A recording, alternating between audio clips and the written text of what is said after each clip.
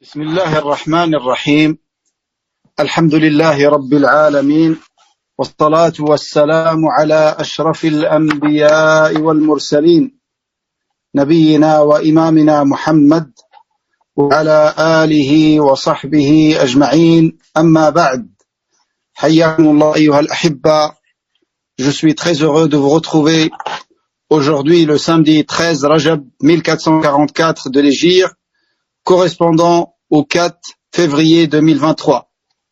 Nous nous retrouvons par la grâce d'Allah subhanahu wa ta'ala afin d'entamer une nouvelle série de cours qui ne sera pas longue, seulement quelques cours, mais dont le sujet est extrêmement important, car le sujet de notre étude sera bi'idnillahi ta'ala un des plus précieux épîtres de Cheikh l'Islam, le grand imam revivificateur de la religion de l'islam, dans la deuxième moitié du XIIe siècle, l'imam Muhammad ibn Abdul Wahhab. Dans la deuxième moitié du XIIe siècle, l'imam Muhammad ibn Abdul Wahhab, naam, car il est décédé en l'an 1206 de l'Hégire. Cet épître s'intitule Fadlul Islam. Donc, on ne va pas s'attarder sur la biographie de l'auteur de cet ouvrage, car il est très connu, bi'idnillah, pour vous tous. On va rentrer directement dans le vif du sujet et on va commencer par le premier chapitre. Cet ouvrage qui est composé de 13 chapitres. 13 chapitres dans lesquels il a parlé des mérites de l'islam, de quelques-uns, bien évidemment, mérites de l'islam, et il a parlé de son obligation, l'obligation d'entrer dans la religion de l'islam pour toute personne, qu'il soit homme ou femme, parmi les hommes comme parmi les djinns, qu'ils soient libres ou esclaves, tous, ils doivent entrer dans la religion d'Allah subhanahu wa ta'ala obligatoirement. Ils doivent soumettre leur face à leur créateur et suivre son messager, Muhammad sallallahu alayhi wa sallam. Il a fait un chapitre dans lequel il a expliqué l'islam et il a parlé de d'autres sujets qui sont tous en lien avec l'islam authentique et tout ce qui vient tacher cette pureté de l'islam, comme les innovations qui ont été introduites dans la religion alors qu'ils n'en font pas partie. Et il a terminé ces 13 chapitres par un chapitre dans lequel il a parlé de l'étrangeté de l'islam et du mérite de ceux qui se cramponnent à l'islam quand il devient étranger. Et il a fini par la mise en garde contre toutes les innovations. Donc, dans le premier chapitre dans lequel il a parlé des mérites de l'islam, il a dit Bismillahir Rahmanir Rahim. Il a commencé cet épître par le basmala, comme le font les imams, en suivant le prophète, en suivant tout d'abord le livre d'Allah subhanahu wa ta'ala, qui commence par le basmala dans toutes ces sourates, à l'exception de sourate Tawba.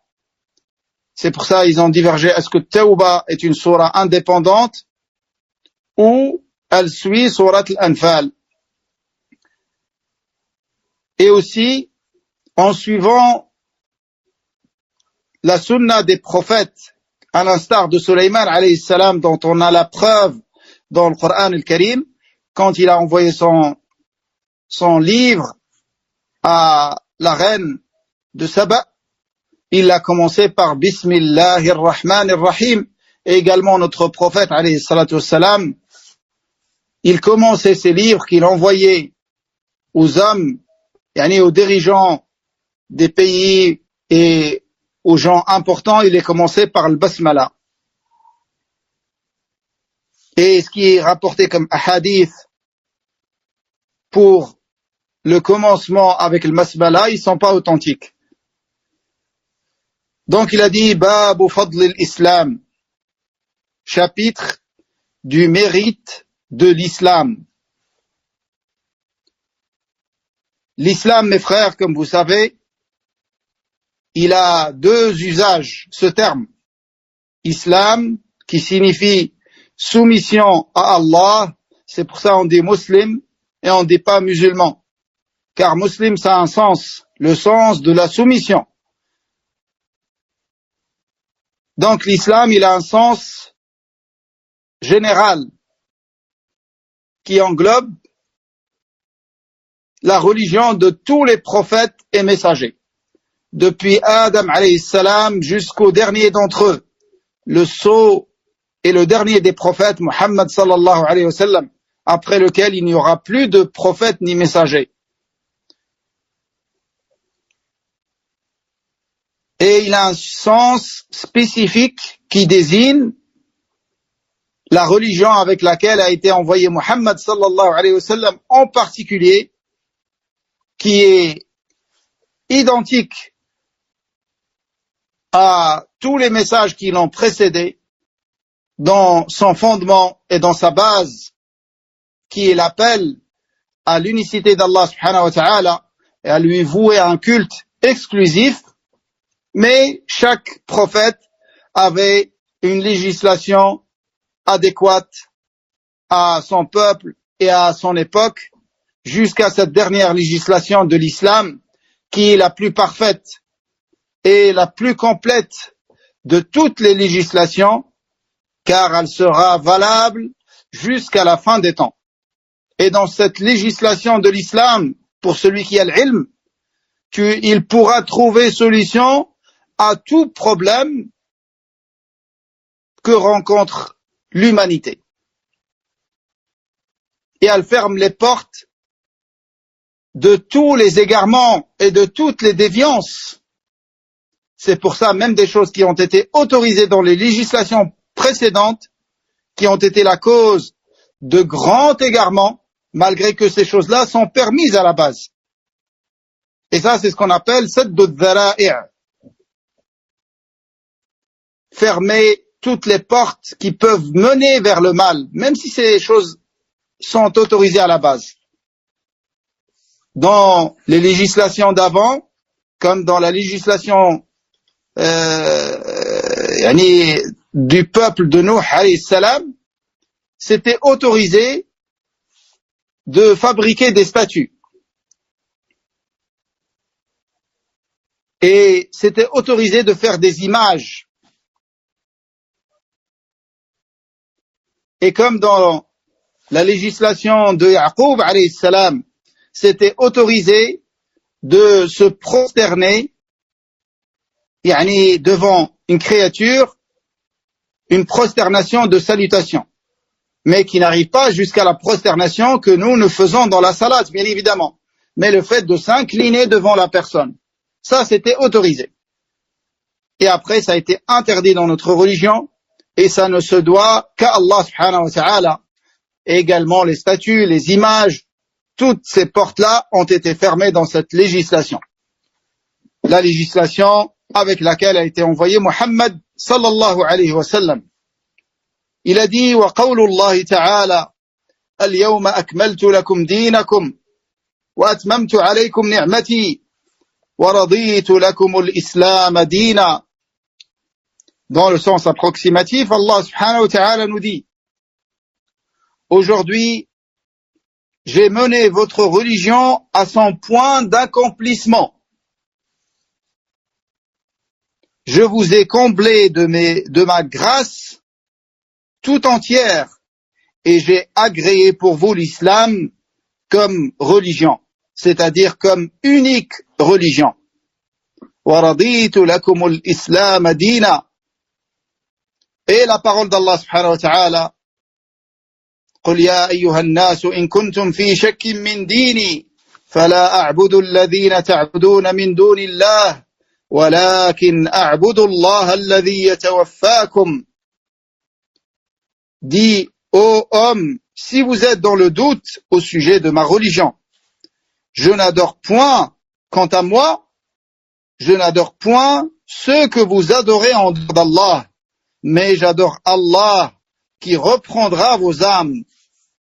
Donc, par rapport au premier verset, dans Surat Al-Ma'ida, Al-Yawma akmaltu lakum dinakum, aujourd'hui, j'ai mené votre religion à son point d'accomplissement. Aujourd'hui, j'ai parachevé pour vous votre religion.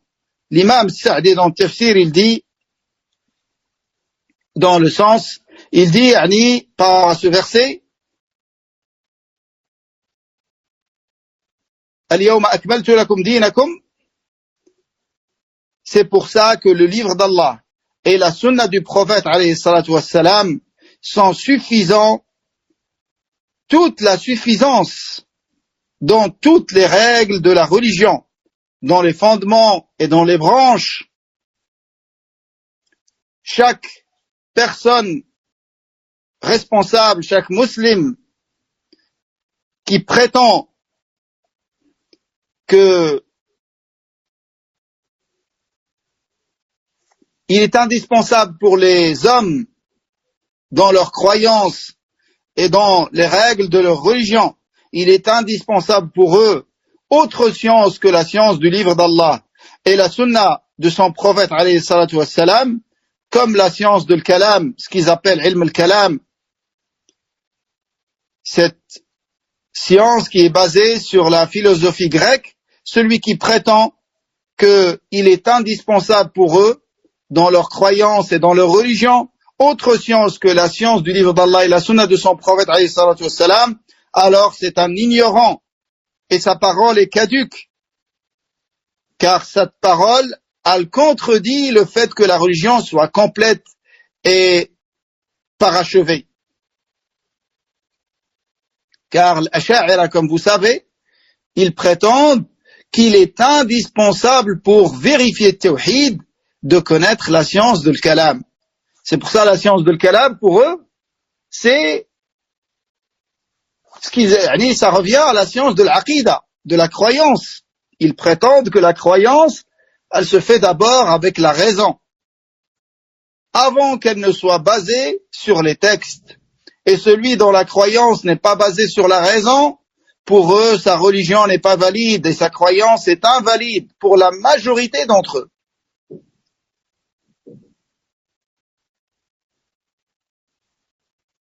Donc celui-là, c'est un ignorant et sa parole est caduque, car la religion a été parachevée dans les croyances comme dans les règles de toutes les législations de l'islam. Allah Azza wa Jalla dit ensuite, wa atmamtu alaykum ni'mati. Je vous ai comblé de ma faveur tout entière. Je vous ai comblé de ma grâce apparente et cachée. Les bienfaits d'Allah sur nous qui sont apparents et qui sont cachés. Wa raditu lakum al-islam dina. Et j'ai agréé pour vous l'islam comme religion. Allah nous a choisi comme religion l'islam et il l'a agréé pour nous. Alors il faut qu'on s'y accroche et qu'on soit reconnaissant à notre Seigneur et qu'on le loue sur ses bienfaits, notamment le fait de nous avoir comblés avec la meilleure et la plus noble et la plus parfaite des législations. Fin de sa parole. Dans le deuxième verset, Allah subhanahu wa ta'ala dit, en s'adressant à son noble messager, Muhammad sallallahu alayhi wa sallam, l'imam des vertueux et le meilleur des fils de Adam, toujours dans le tafsir de Sa'di, par rapport à ce deuxième verset. Allah dit, قُلْ يَا أَيُّهَا النَّاسِ إِن كُنْتُمْ فِي شَكٍّ مِّن دِينِي قُلْ يَا أَيُّهَا النَّاسُ إِن كُنْتُمْ فِي شَكٍّ مِّن دِينِي. Dis, ô vous, hommes, si vous êtes dans le doute au sujet de ma religion, c'est-à-dire si vous êtes dans le doute et la suspicion, sachez que moi, donc c'est un discours au prophète alayhi salam, Allah lui dit, dis-leur, si vous êtes dans le doute, sachez que moi, je suis pas dans le doute avec toute la science qu'Allah m'a octroyée, la science qui mène vers la certitude que cette religion est la religion de la vérité. Et sachez que à quoi vous appelez, وَأَنَّمَا تَدْعُونَ إِلَيْهِ مِن دُونِ اللَّهِ بَاطِلٌ, et à quoi vous appelez en dehors d'Allah est caduc. Et j'ai de nombreuses preuves claires et arguments évidents sur cela. C'est pour ça Allah Azza wa Jalla dit فَلَا أَعْبُدُ الَّذِينَ تَعْبُدُونَ مِن دُونِ اللَّهِ, je n'adore point, quant à moi, ceux que vous adorez en dehors d'Allah. Car moi, je suis sur la certitude et je suis sur la vérité avec les preuves évidentes et les arguments éclatants. فَلَا أَعْبُدُ الَّذِينَ تَعْبُدُونَ مِن دُونِ اللَّهِ, comment je vais adorer ce que vous adorez en dehors d'Allah? Moi, j'adore la seule divinité qui mérite l'adoration. Je n'adore ni les idoles, ni les émules que vous adorez vous en dehors d'Allah, car elles n'ont pas créé, ni octroyé de subsistance, ni géré quoi que ce soit dans cet univers. Au contraire, elles sont créées. Et souvent, ces idoles, comme Bouddha et autres, souvent, elles sont des créatures de l'homme lui-même. C'est lui qui les a créées. C'est lui qui les a fabriquées.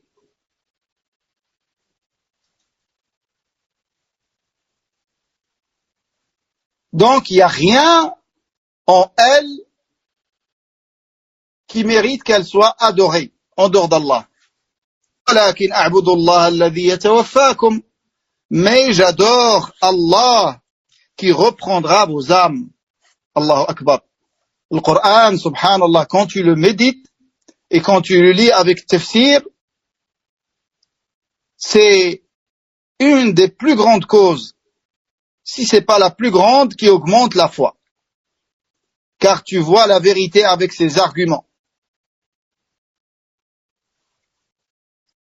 وَلَكِنْ أَعْبُدُ اللَّهَ الَّذِي يَتَوَفَّاكُمْ, mais j'adore Allah qui reprendra vos âmes. C'est Allah qui vous a créé. Et c'est Allah qui reprendra vos âmes. Et c'est lui qui vous ressuscitera après votre mort, afin de vous rétribuer chacun selon ses œuvres. Donc celui qui mérite d'être adoré, c'est bien évidemment celui qui vous a créé. Après, quand tu parles avec certains ignorants, certains ignares, certains abrutis, tu lui dis c'est Allah qui t'a créé, il te dit c'est ma mère qui m'a créé. C'est comme la question qui a mis au monde l'autre, le premier. La poule ou l'œuf. Il te dit, c'est ma mère qui m'a créé. Et c'est qui a créé ta mère? Il va te dire, c'est ma grand-mère. Allah al-Musta'an. C'est Allah qui nous a créés. Et subhanallah, ça me fait penser à cette théorie de ce qu'ils appellent la théorie de l'évolution, qu'ils veulent imposer aux gens. Wallahi, cette théorie, tu ne peux y croire, wallahu a'lam, c'est ce que je pense, que si tu as été élevé dans cette théorie, et tu as été éduqué dans cette théorie, et tu as grandi avec. Mais sinon, un homme qui réfléchit, un homme qui a toute sa raison, comment il peut s'imaginer qu'un singe est devenu un homme? C'est pour ça, à chaque fois que quelqu'un me dit ça, je lui dis, toi, peut-être t'es descendant des singes. Vu ta face, peut-être tu descends des singes. Mais moi, non, alhamdulillah. Moi, je descends de Adam, alayhi salam, qu'Allah a créé. Et après, il l'accepte pas. Il veut que toi aussi, tu descends du singe. Ils disent, quand tu leur dis comment ça se fait que les singes ils sont devenus des hommes alors que ce phénomène il continue pas. Théoriquement, ça doit continuer.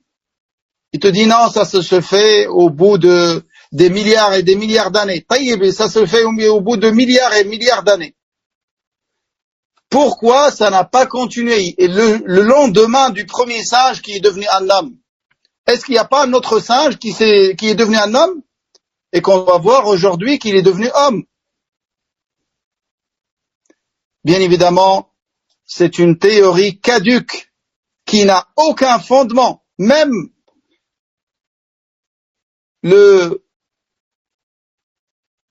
celui qui a inventé ce mensonge, qui est Darwin, lui-même il a dit ma théorie ne sera validée que si vous trouvez des étapes intermédiaires. Parce que même pour lui, ce Darwin, même pour lui, c'est pas possible de passer, comme ils disent, du coq à l'âne. Faut forcément des étapes intermédiaires, chose qu'ils n'ont jamais trouvée sur Terre. Subhanallah. Et on va démentir tous les prophètes et messagers. Et on va rejeter leur message. Et on va rejeter sur quoi a toujours été l'humanité. Depuis Adam alayhi salam, et croire en une théorie qui n'a aucun fondement. Mais ça, c'est le fruit de l'enseignement de cette théorie à des enfants en bas âge. C'est pour ça que ces kuffars, ils ont très très bien compris ça. Regarde aujourd'hui l'effort qui est fait par ces kuffars afin d'inculquer aux enfants, d'une manière générale, que ce soit les enfants des kuffars ou des musulmans, de leur inculquer l'homosexualité et de leur enseigner la tolérance de l'homosexualité. Pourquoi vous enseignez à des enfants en bas âge? Si c'est un phénomène naturel et si c'est quelque chose de normal, l'être humain, il arrivera à cette conviction, à cette tolérance tout seul. Pourquoi vous forcez? Pourquoi vous enseignez ça à des enfants qui ne connaissent rien de la sexualité? Naam, pour qu'ils grandissent avec cette tolérance. La nasi grandit, forcément, sa nature humaine saine va faire qu'il va rejeter ce phénomène mauvais et détesté par toute nature humaine saine. C'est pour ça qu'Allah Azza wa Jal a interdit cela dans la religion de l'islam.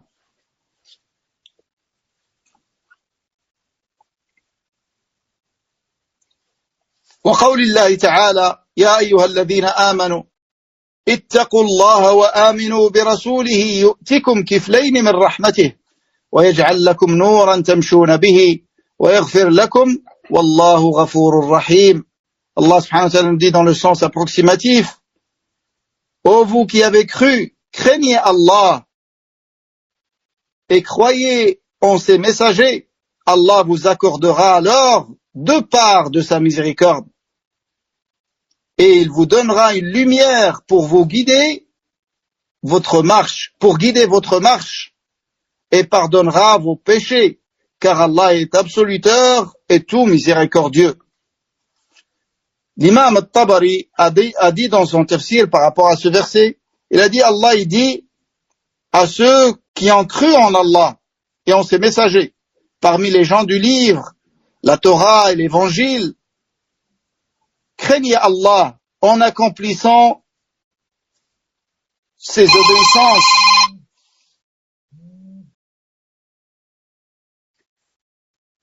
Craignez Allah en accomplissant son obéissance et en vous écartant de ses interdits. Et croyez en son messager Muhammad sallallahu alayhi wa sallam. Croyez en son messager Muhammad sallallahu alayhi wa sallam. Et sa parole, yu'tikum kiflayni min rahmatih, il vous donnera le double de récompense pour votre foi en Jésus et les prophètes avant Muhammad, et une autre récompense pour votre foi à son messager Muhammad sallallahu alayhi wa sallam quand il est envoyé comme prophète et messager. Et la parole d'Allah, وَيَجْعَلْ لَكُمْ نُورًا تَمْشُونَ بِهِ, et il vous donnera une lumière pour guider votre marche. Ça, c'est une promesse d'Allah subhanahu wa ta'ala à ces gens-là, qu'il leur donnera une lumière, pour guider leur marche.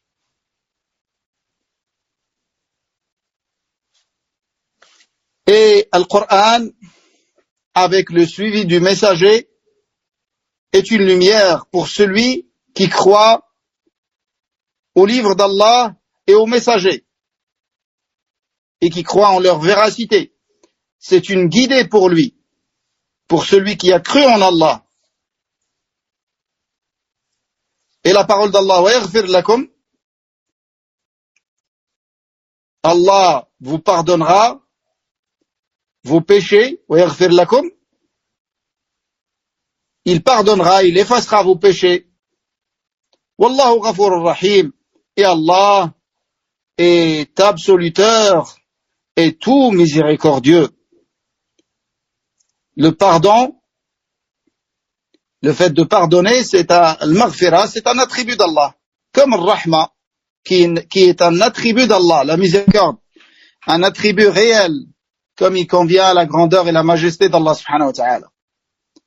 Ensuite, l'imam Muhammad ibn Abdul Wahhab a rapporté un hadith dans l'authentique de l'imam al-Bukhari, selon Abdullah ibn Umar, qu'Allah les agrée.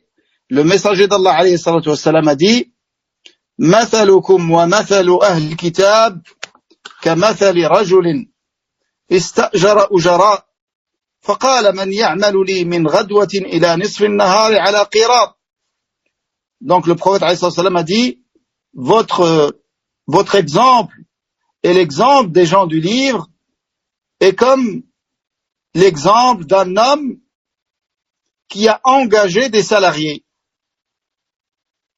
Et il a dit: celui qui travaille pour moi et qui fait ce travail qui lui sera confié, qui commence avec le début de la journée jusqu'à la moitié de la journée. Yani, la moitié de la journée, c'est quand le soleil il est au zénith. Yani, jusqu'à Dhuhr. Qui travaille jusqu'à Dhuhr, il aura une kara comme récompense. Al-Qirat. Al-Qirat, c'est une unité de poids. Ça peut être un qirat d'or ou autre, ou d'argent, qui représente 1/12 d'un dirham. Un dirham, c'est une pièce en argent. Le qirat, il représente 1/12. En tout cas, il aura ce salaire contre ce travail qui va commencer avec le début de la journée, qui se termine dans la moitié de la journée. Les Juifs ont œuvré. Ensuite, il a dit: celui qui travaille pour moi de la moitié de la journée jusqu'à al-Asr, jusqu'au temps de l'Asr, il aura un qirat, il aura le même salaire. Les chrétiens ont œuvré. Et ensuite, il a dit: celui qui travaille pour moi du Asr jusqu'au coucher du soleil, il aura 2 qirat, 2 karas. Donc, une récompense double. Et ça, c'est l'exemple des musulmans. Les juifs et les chrétiens se sont fâchés. Ils étaient en colère. Ils ont dit: pourquoi on a œuvré plus et on a eu moins de récompenses?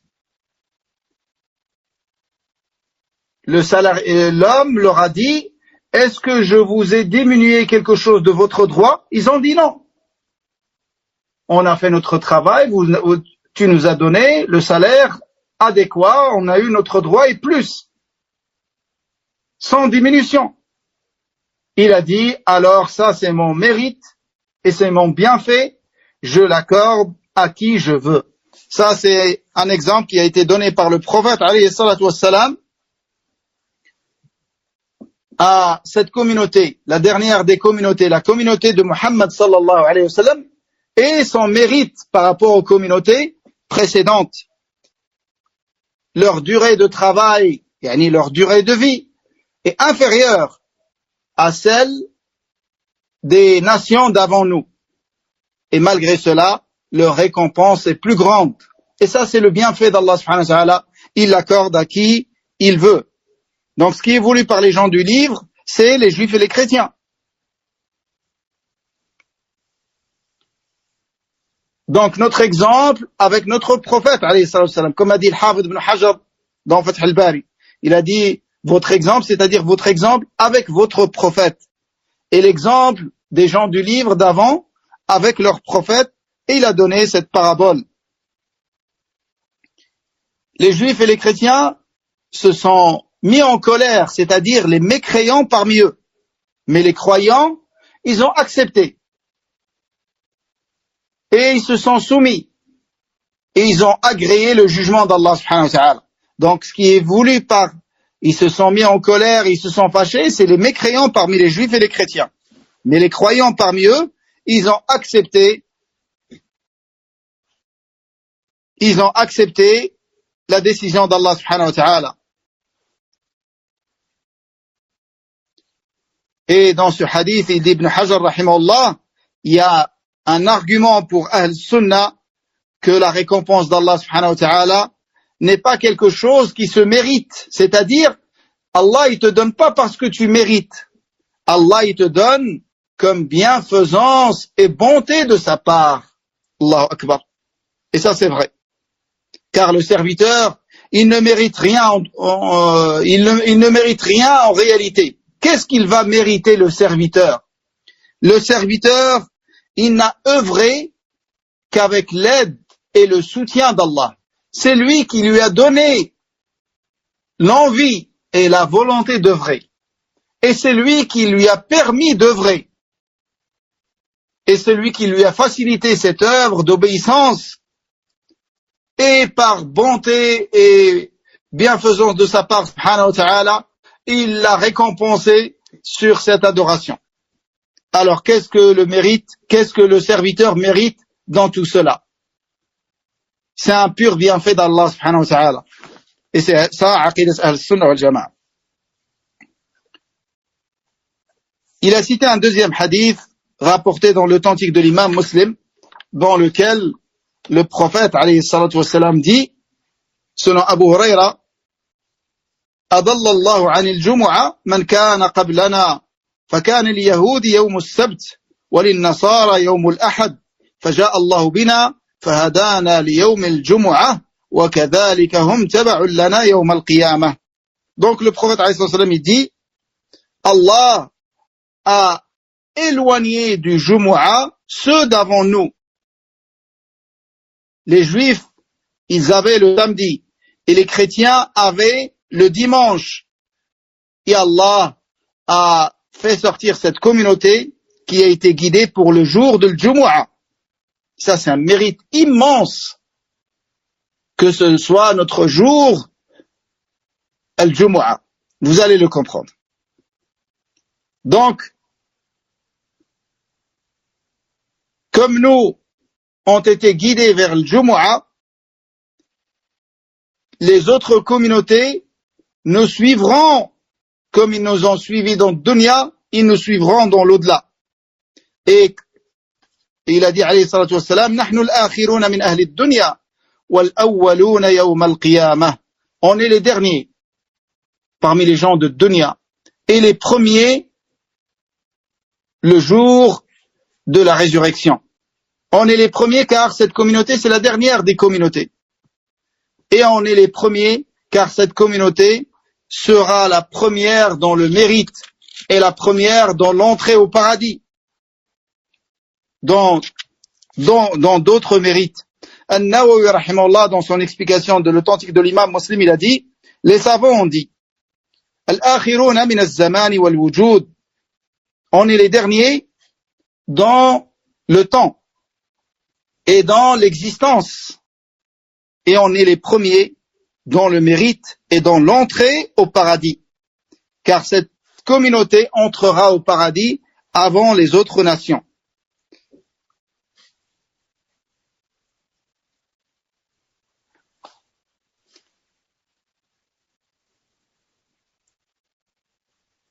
Dans une autre version du hadith, le prophète alayhi salam a dit هذا اليوم الذي كتبه الله علينا هدانا الله له.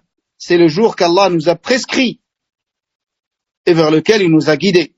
Il a dit, il y a une preuve dans ce hadith, dans cette version, que le Jumu'ah est obligatoire. Et il y a dans ce hadith le mérite de cette communauté. Le Jumu'ah, il veut dire d'assister à Salat. Le Jumu'ah est une obligation.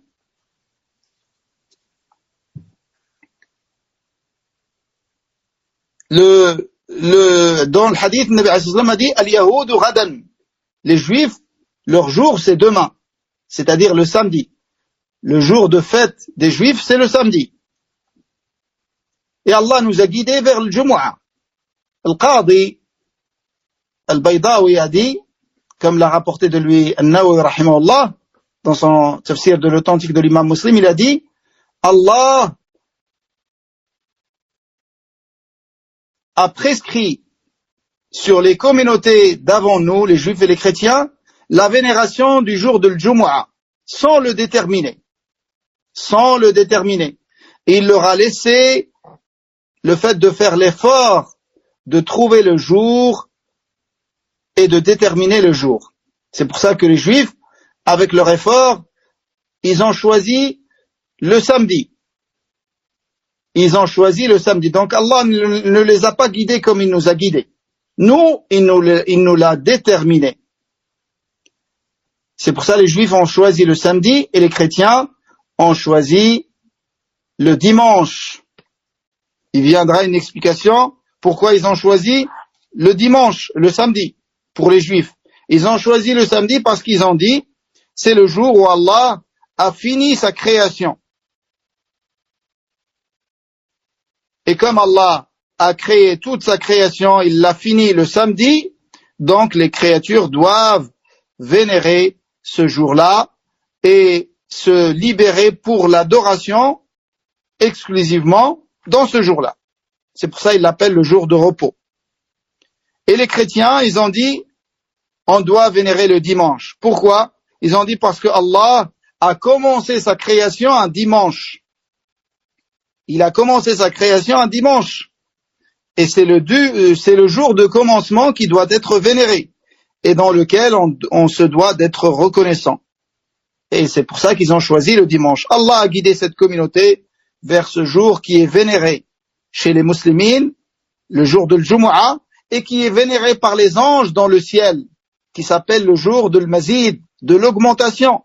C'est le jour dans lequel tous les gens du paradis verront Allah subhanahu wa ta'ala, chaque Jumu'ah. Et dans ce hadith, il y a une preuve, comme il dit Nawawi rahimahullah, pour Ahl Sunnah wal Jama'a, que Allah a prédestiné toutes choses, bien comme mal, et que la guidée et l'égarement, et le bien et le mal, tout ça est le décret d'Allah subhanahu wa ta'ala, contrairement à la croyance de l'Mu'tazila, qui croit que c'est le serviteur qui crée ses actes, et non pas Allah. Gloire et pureté à Allah de ce qu'ils disent. Allah a tout créé.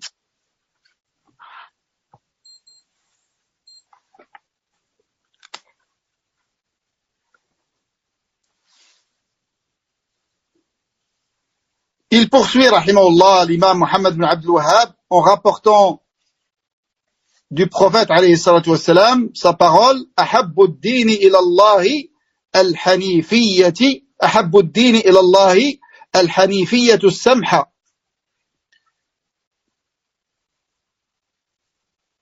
La religion la plus aimée par Allah, c'est al-hanifiyya.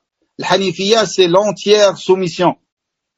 As-samha, qui est facile.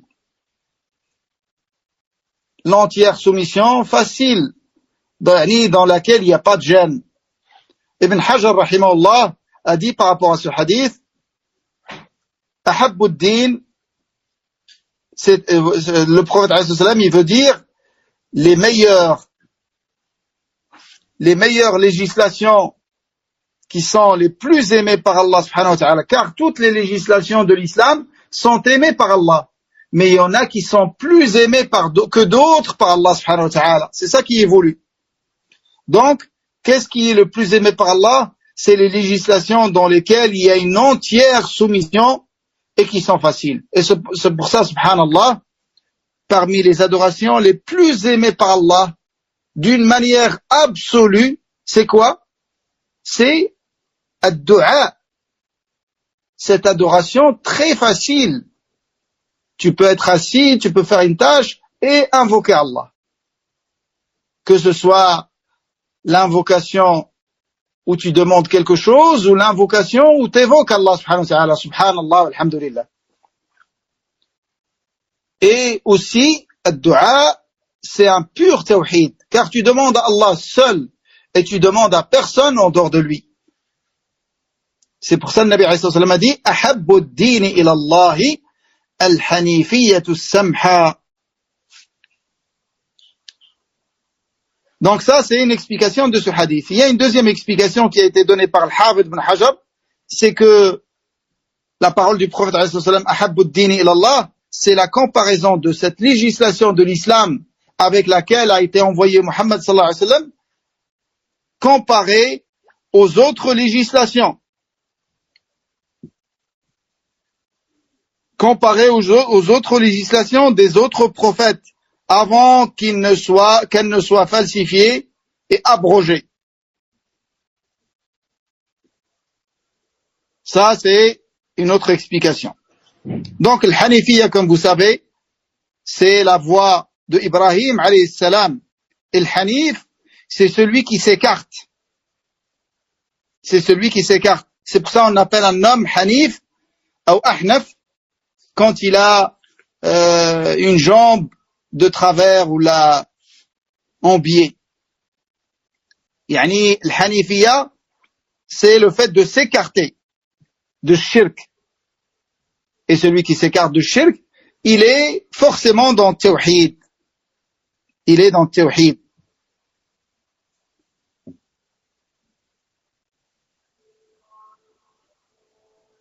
Et elle a été décrite comme samha, car elle est facile. Elle est loin de toute gêne et de toute contrainte. C'est pour ça Allah Azza wa Jalla dit وَمَا جَعَلَ عَلَيْكُمْ فِي الدِّينِ مِنْ حَرَجٍ مِلَّةَ أَبِيكُمْ إِبْرَاهِيمَ. Il ne vous a soumis à aucune gêne dans cette religion, qui est celle de votre père Ibrahim. La gêne est levée. Mais quand on parle de la gêne qui est levée dans la religion, bien évidemment, on parle de la gêne au-dessus de la normale. Quelqu'un, il peut se dire, moi, pour sortir de mon lit le matin, quand il fait froid, et me rendre à al-jama'a, il y a une gêne pour moi. Naam. Ça, c'est une gêne supportée. C'est une gêne légiférée. C'est une gêne récompensée. La gêne, c'est quand tu es malade et tu peux pas te rendre à la mosquée. Si tu te forces, tu vas y arriver, mais avec une gêne au-dessus de la normale. C'est pour ça que tu es excusé et tu peux faire salat chez toi.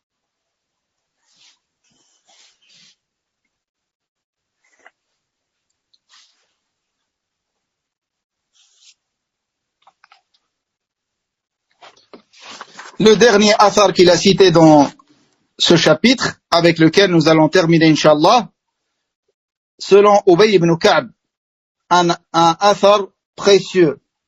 C'est la parole de Ubay ibn Ka'b. Un athar à mémoriser et à connaître, car dans ce athar, il y a énormément de fawaïd. Je vais en citer quelques-unes, Inch'Allah ta'ala. Selon Ubay ibn Ka'b, radiyallahu anhu, il a dit, alaykum bis-sabili was-sunnah. Cramponnez-vous à la voie et à la sunna, au chemin et à la sunna. فإنه ليس من عبد على سبيل وسنة ذكر الله ففاضت عيناه من خشية الله فتمسه النار. Il a dit, car il n'y a pas de serviteur qui évoque Allah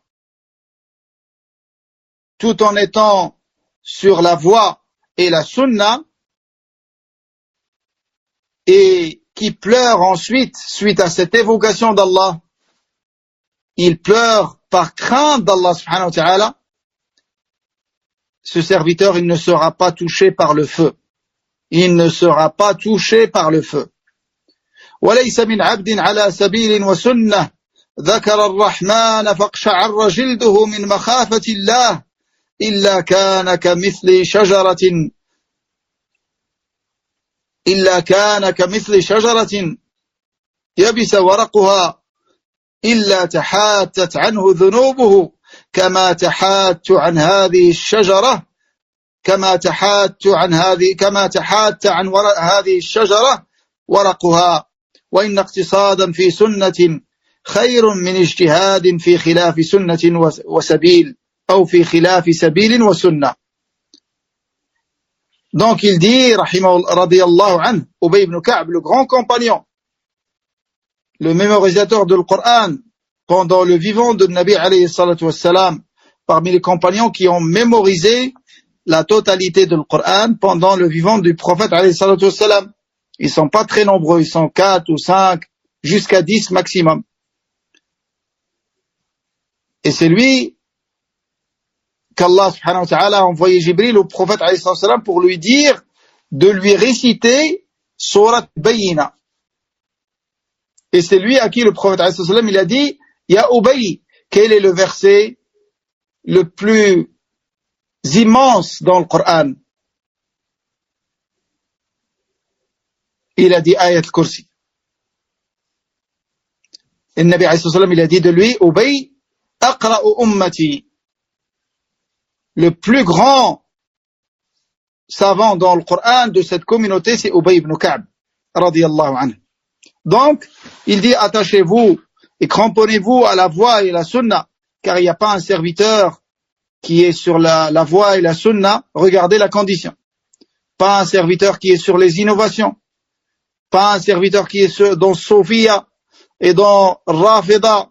Tu les vois pleurer, tu vois les chrétiens et les juifs pleurer, mais ce qui est demandé, c'est de pleurer par crainte d'Allah subhanahu wa ta'ala, tout en étant sur ce que Allah aime. Et ça, c'est la cause de ne pas être touché par le feu de l'enfer. Et ensuite, il a dit: il n'y a pas un serviteur qui, sur la voie et la sunna, quand il évoque le tout miséricordieux, sa peau frissonne par crainte d'Allah, sans que ses péchés ne tombent, comme les feuilles d'un arbre, les feuilles sèches d'un arbre tombent. Quand les feuilles deviennent sèches, les feuilles de l'arbre, elles tombent. De la même manière, ces péchés tombent. Allahu Akbar. Et ensuite, il a dit: wa inna iqtisadan fi sunnah. Ça, c'est la chose pour laquelle l'imam Mohammed ibn Abdul Wahhab a rapporté ce athar. Wa inna iqtisadan fi sunnah khayrun min ijtihadin fi bid'ah fi khilaf sunnatin wa sabil. Regardez le fiqh de Sahaba. Il te dit d'être économe et de faire peu dans la conformité à la voie et à la sunna est meilleur que de redoubler d'efforts, que de doubler d'efforts dans autre que la voie et la sunna. Allahu Akbar. Donc l'imam Mohammed ibn Abdul Wahhab a rapporté jusqu'à ici. Ce athar, il est rapporté avec une version un peu plus longue dans laquelle il a dit ensuite, il a dit: فانظروا أن يكون عملكم إن كان اجتهادا أو اقتصادا أن يكون ذلك على منهاج الأنبياء وسنتهم. Il a dit: soyez attachés alors que vos œuvres soient avec beaucoup d'efforts ou peu d'efforts, dans les deux cas, l'ijtihad ou l'iqtisad. Que tu sois mujtahid ou que tu sois muqtasid. L'iqtisad, c'est le juste milieu. C'est le juste milieu. Que tu sois dans cela ou dans les efforts importants, sois attaché à ce que tu sois dans la conformité au minhaj l'anbiya, il a dit, à la méthodologie des prophètes et à leur tradition. Allahu Akbar.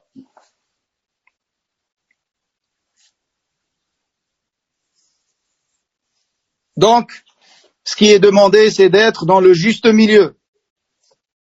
Le juste milieu qui est entre les deux extrêmes, l'exagération et le laxisme. Car l'islam, c'est un juste milieu comparé aux autres religions. Et la sunna, c'est un juste milieu comparé aux innovations. Les innovations de Sophia, qui sont un laxisme, et les innovations de l'Khawarij, qui ont une exagération. Et la religion d'Allah est entre celui qui exagère et celui qui est laxiste. Donc ce qui est demandé, mes frères, c'est d'être dans la voie des prophètes et dans la tradition des prophètes et dans la sunna des prophètes, alayhimus salatu wassalam. C'est ça qui est demandé de nous tous. Même si on ne fait pas beaucoup d'œuvres, c'est demandé de multiplier les œuvres. Là, même si tu fais pas beaucoup d'œuvres, sois dans la conformité à la sunna dans tout ce que tu fais. Et si Allah il te permet de faire davantage de jihad et davantage d'œuvres, sois également attaché à ce que tu sois dans la conformité à la sunna. Car c'est ça qu'Allah accepte. Donc, il a cité ici deux fondements. Il a cité deux fondements. Le premier, c'est al-i'tisam, le cramponnement à la sunna. Et le deuxième, c'est l'iqtisad, le juste milieu. Comme a dit l'imam Ibn al-Qayyim par rapport à ce athar, dans Madarij al-Salikin, il a dit car Shaitan, il vient renifler ton cœur. Il sent ton cœur, le cœur du serviteur. Il le teste. S'il voit en toi un éloignement de la soumission et du suivi à la sunna, il y a des serviteurs, il y a des muslimines, tu vois en eux un attachement à être dans la sunna dans toute chose. Quand Shaitan il voit de toi ça, un attachement à la sunna, et que tu es attaché à être dans la conformité à la sunna dans toute chose, qu'est-ce qu'il va faire? Il va t'ordonner de doubler d'efforts jusqu'à te faire sortir de ce juste milieu, de l'iqtisad. C'est pour ça, celui qui est dans l'attachement à la sunna, il lui est demandé l'iqtisad, de rester attaché à cette sunna. Et c'est ça qui est arrivé aux Khawarij. Il s'attache au livre d'Allah et à la sunna du prophète, mais après, il les a fait pousser vers des interprétations qui sont pas conformes avec la compréhension du prophète de ces textes. Et ils sont tombés dans l'exagération. Si Shaitan y voit en toi une faiblesse d'attachement à la sunna, alors là, il va te faire sortir du premier fondement, qui est l'i'tisam, le cramponnement à la sunna. Et s'il voit en toi un attachement à l'i'tisam, il va essayer de te faire tomber dans ce qui contredit l'iqtisad. C'est pour ça, ce qui est demandé au serviteur, c'est les deux. C'est d'avoir l'i'tisam, le cramponnement à la sunna, et le cramponnement au texte avec la compréhension de salaf, et d'être en garde contre toute exagération ou laxisme, et de rester toujours dans ce juste milieu sur lequel était le prophète, alayhi salatu wassalam, et les paroles rapportées des salaf à leur tête, les compagnons radiyallahu anhum, dans ce sens-là, sont extrêmement nombreuses. Parce que c'est ça le manhaj salafi, c'est de comprendre ce athar. Ibn Mas'ud radiyallahu anhu, il dit, al-iqtisadu fi sunnah khayrun min al-ijtihad fi al-bid'ah. De faire peu dans la conformité à la sunna est meilleur que de faire beaucoup dans l'innovation. Al-Hasan al-Basri rahimahullah, il a dit, amalun qalilun fi sunnah khayrun min amalin kathirin fi bid'ah. Peu d'œuvres dans la conformité à la sunna sont meilleures que beaucoup d'œuvres dans l'innovation. Et selon Abu Darda radiyallahu anhu, il a dit, يا حبذا نوم الأكياس وإفطارهم كيف يغبنون سهر الحمقى وصومهم مثقال ذرة من بر مع تقوى ويقين أعظم وأفضل وأرجح من عبادة المغترين. الله أكبر. Selon Abu Darda radiallahu anhu, le sage de cette communauté, Hakim al-Ummah radiallahu anhu, il a dit, en louant, en faisant les éloges au sommeil des doués de bon sens, et on va comprendre qui ils visent. Leur sommeil, et même quand ils jeûnent pas, ils mangent et ils ne jeûnent pas, il dit comment ils peuvent jalouser ceux qui veillent la nuit en salat et qui jeûnent la journée, tout en étant des fous. Et ensuite, il a expliqué ça. Il a dit, mithqalu dharratin, l'équivalent d'une toute petite fourmi, le poids d'une toute petite fourmi de piété, avec crainte d'Allah et certitude, est meilleur et prévaut, elle prévaut et elle est meilleure auprès d'Allah que l'adoration de ceux qui sont leurrés par Shaitan. Yani, pour résumer ce athar, quand œuvre pour Allah avec sincérité et attachement à la sunna, même si tu fais peu, t'es meilleur que celui qui fait beaucoup et qui est dans l'ostentation et qui parle de ses adorations et qui fait des innovations et ainsi de suite. D'où l'importance de s'attacher à la sunna et de s'attacher au manhaj salafi et de s'éloigner de tout ce qui s'oppose à la voie de salaf et à leur tête les prêcheurs de l'égarement qui sont nombreux à notre époque. La katharahumullah. Soyez attachés tous à la sunna. Et votre attachement à la sunna, il commence par savoir de qui vous prenez votre religion. Surtout avec le fitan de ces réseaux sociaux et de l'accessibilité des informations et de ces vidéos qui sont propagées partout. Patientez mes frères, patientez dans le haqq, patientez sur la sunna jusqu'à rencontrer Allah subhanahu wa ta'ala, car ce qui compte, c'est pas d'être guidé dans la vérité, mais c'est de mourir dans la vérité. Qu'Allah prenne nos âmes dans l'unicité d'Allah pure et dans l'attachement à la sunna de son prophète alayhi salatu wassalam. Wallahu a'lam. Wa sallallahu wa sallam ala nabiyyina Muhammad. سبحانك اللهم وبحمدك نشهد أن لا إله إلا أنت نستغفرك ونتوب إليك بارك الله فيكم وجزاكم الله خيرا والسلام عليكم ورحمة الله وبركاته.